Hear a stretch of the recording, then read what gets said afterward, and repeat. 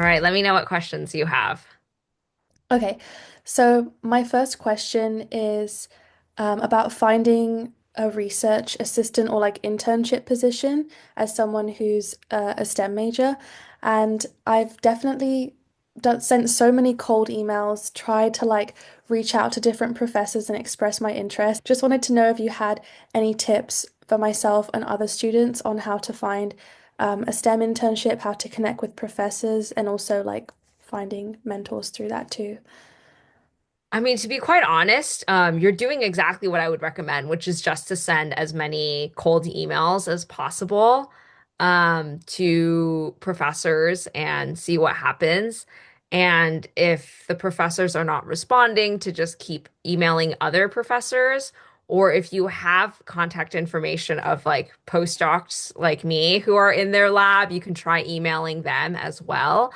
But honestly, that's how I found all of my initial internships and research positions that were both paid and unpaid, mostly unpaid. Um, Research internships was just cold emailing professors at UC Berkeley, which is where I did my undergrad. And eventually someone did respond to me. There is another avenue in which you can find like research or internship positions that are like paid for and more established, and but then you kind of have to apply, and there might be a whole pool of applicants and an application process. So but then for sure there's like a position that exists. So those are, I would say, the two main avenues that people find research positions or internships. But I wouldn't be discouraged if you're not hearing back, because it just takes a lot of emails sometimes before hearing back. I was so hesitant to send them initially because I was like, I'm just a community college student. Like, why would they even read it? Why would they even care? Like, what am I even doing this for? Like, it's not like I'm at their university or anything. I'm just like some random student. So I No. like was overthinking it really badly. And I still do because I'm like, why am I like trying so hard if I'm not even what they want? Well, first of all, I don't want you to feel that way. There could be a lot of imposter syndrome when you are sending these emails, but I want you to know that you have what it takes to you're essentially offering yourself and volunteering your time to help them. So this is really more not necessarily showing a lack of skill and ability on your end, but more just like, okay, does the person that you're emailing have the time to mentor you? That's really what it comes down to. It has nothing to do with you and how good you are, and you are more than enough to do some of these research internships and positions. It's really just about whether the person you're emailing has the time to take on an additional person into their lab to do the research. And, they do have to mentor you. So that does take time and capacity on their end and their lab's end. So it's more of like them assessing, like, do they have that capacity as a lab to bring you in?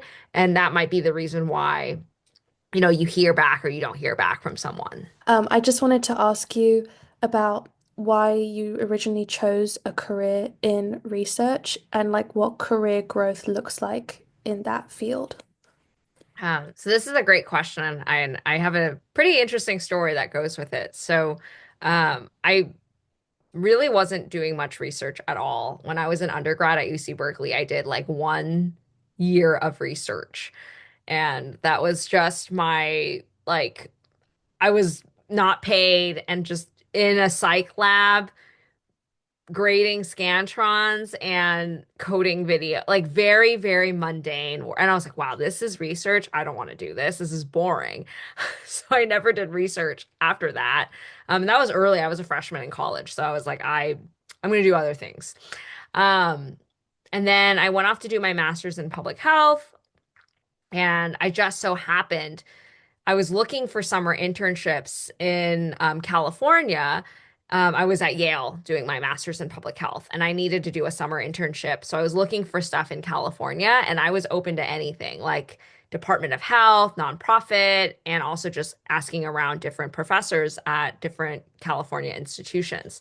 And the first and best place that offered me a summer internship was my current mentor, actually, at Stanford, saying like, "Hey, come on over. I do school-based education type work," which is what I was thinking I wanted to go into as a master's student, master's graduate at the time. But I then ended up doing quite a bit of research with, being at Stanford and in a lab, and fell in love with the research because I was actually helping with data interpretation. I was working on different projects. I was working with youth and helping understand like what was going on with the e-cigarette Juul epidemic at that time because that was the summer of 2018. So it was just so much fun. I was like, wow, this is what research is like. It's so much more fun sort of being able to like be more on the creative side of the research than just working on the day-to-day tasks. So I was like, I could totally do this. And my mentor basically asked me, what do you want to do after you graduate from your master's? And I was like, well, my dream would be to be a professor, but I don't know if that's just my dream. And she's like, well, if you want to do that, you have to get a PhD because a master's can only get you so far in a research career. So we sat down and sort of strategized and decided that, okay, I will just go back to finish my second year of my MPH and also just apply for PhD graduate programs right away. And my mentor even told me, she's like, I want you to, if you do apply right away, just go in knowing that you don't have, you may not have all the experience you need. And if you don't get in anywhere, you have to try again. And so I went in being like, okay, I don't know what to expect. I'm just going to do my best on my applications. And somehow I ended up getting into almost every program I applied for, including Harvard. And when I got that acceptance, I was kind of like, okay, I think I can't turn that down. So that's how I ended up going to Harvard for my PhD, and how my research journey has basically brought me all the way back to Stanford, working with the same mentor. So I've really come full circle in a way. And throughout this whole journey, I've just had amazing mentors with me every step of the way that have brought me closer and closer to the dream that I hope to still one day achieve. That was really inspiring, actually. Thank you for sharing all of that with me. Um, I had another question about networking. As a community college student, I feel like the one biggest difference between community college and a regular university is the connections. Like you have a whole network when you get to like college, but right now it's so hard for me to like meet people in person. And I was wondering if there's anything else I could do outside of LinkedIn to meet people and to, because I have tried like the cold messaging on there and it sometimes works, but most of the time doesn't. And so, yeah, I wanted to know what you think about networking. So I barely use LinkedIn. Oh, okay. Yeah, I use it. I think it's more for people who aren't in research and in more tech and business type fields. But I think that because I actually used to use academic Twitter or Twitter before it was X, I don't know, but then no one uses that anymore. So I sort of migrated all my activity there to LinkedIn, but I still am not that. I was never that active on Twitter, and I'm not that active on LinkedIn now. I mostly just keep it for sort of that presence so that people, if they want to connect, I have a profile, so it's not like I'm missing on LinkedIn.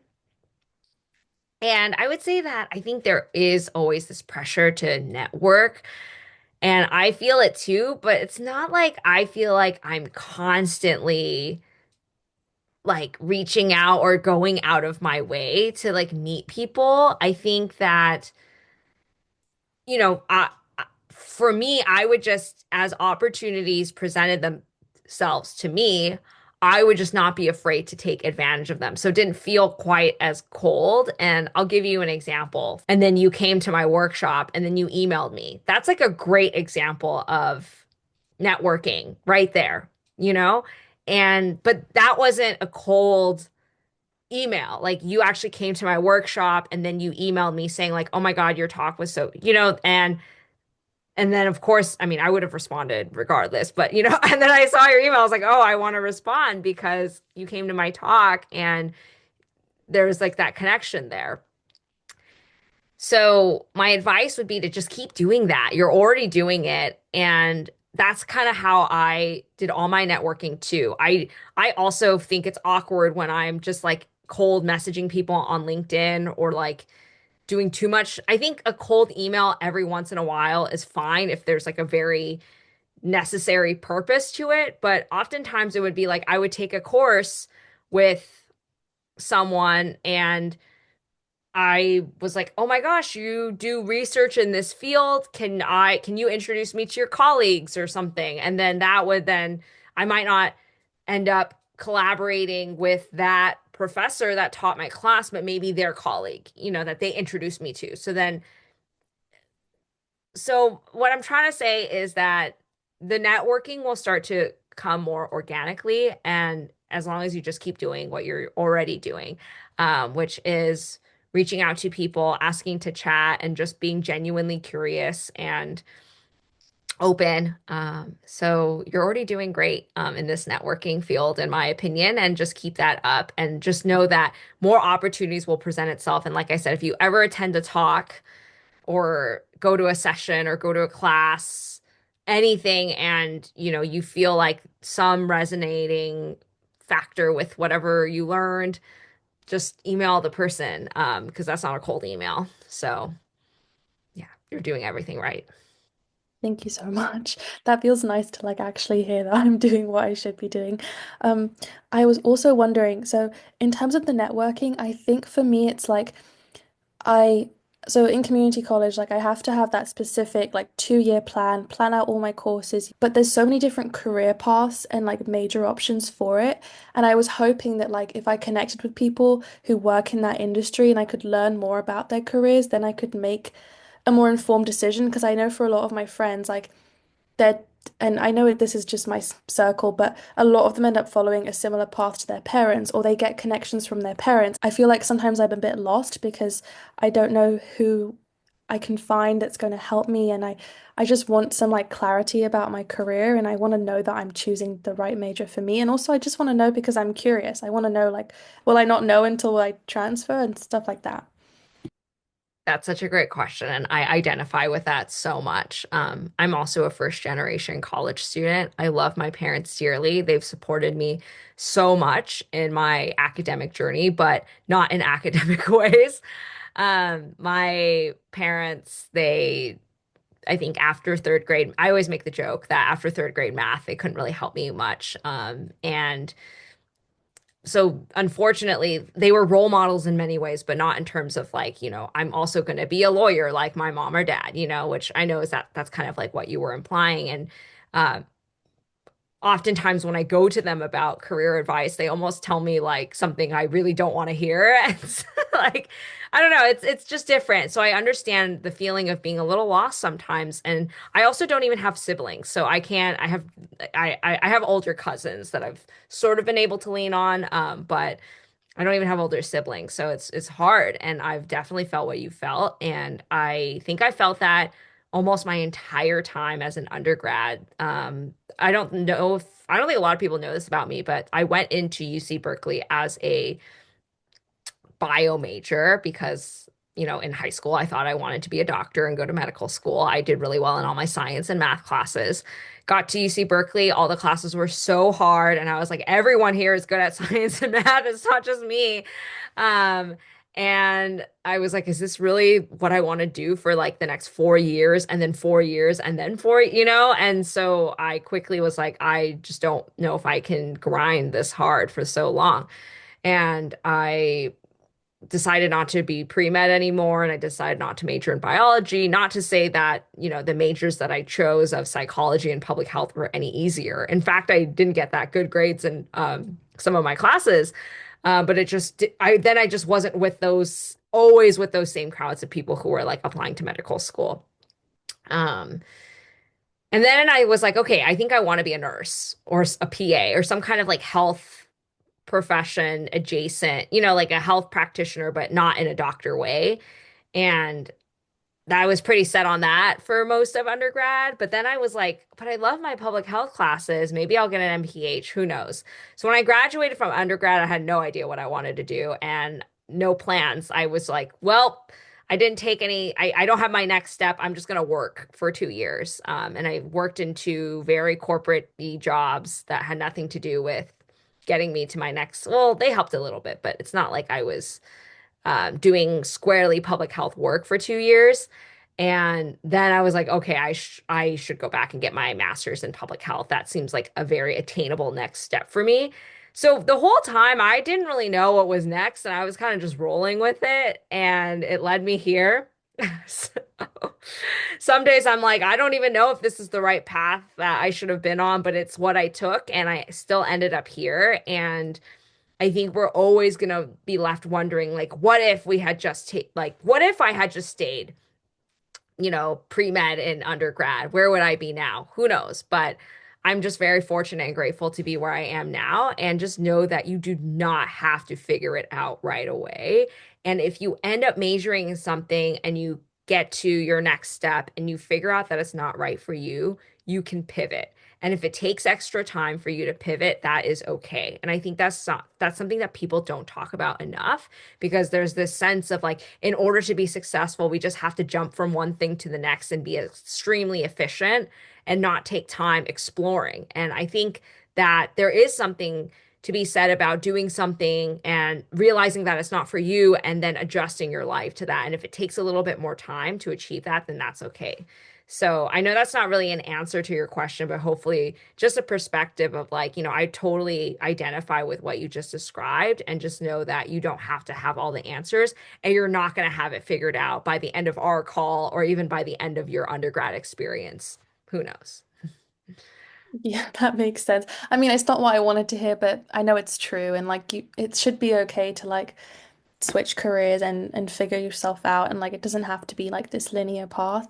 But I also wanted to say that it was so rough. Like people don't talk about the trauma after going to one of these competitive high schools, and like how much it affects your perception of like the world and success, and constantly competing with everybody, and everybody's always talking about you. Oh, how did you do on this test? How did you do on that? Oh, are you doing this? Are you doing that? And it's like, oh my gosh, like I can't even get a minute to just like relax. And I think like in terms of mental health too, like it completely warped my sense of like who I am, and like that it's okay to like the arts, and it's okay to like multiple things. I don't have to go into CS just because, these other kids are doing it. And oh my gosh, it was just such a like difficult time for me, and like a confusing time too, because I just didn't know what I wanted. And I still don't, but at least I can like reflect now on that experience and like see it differently. Like all of that also like plays into like who I am and like my experiences too. And I feel like you could probably relate to that. I also went to an extremely competitive high school, and then right after that went to UC Berkeley with, thinking I was going to be pre-med. So I think very quickly I was like, I'm not. And then it's funny, like, it's like the minute I left my household, my high school like house, and was in college and like free to make my own choices, I was like, I'm gonna make the choice not to do this. Like, why am I doing that? And I still found a successful career path. It took me some time to figure out what that was, but I still ended up here. And so I would just follow your heart in terms of how you feel in the moment. Don't worry. I know it's so much easier said than done. I do this all the time. I'm always, we always like to think of like, where are we going to be in 5 or 10 years? And they ask you this when you're like applying to school and applying to jobs, like, where do you see yourself in 5 to 10 years? But sometimes you should just focus on like, what's the best decision for you right now? Like, what are you currently curious about? What are you currently passionate about? What currently makes sense to you? And just keep going with that and take things one day, 1 week, 1 year at a time. And then you'll slowly start to carve out that path and figure out what your passion is, and it'll lead you in the right direction.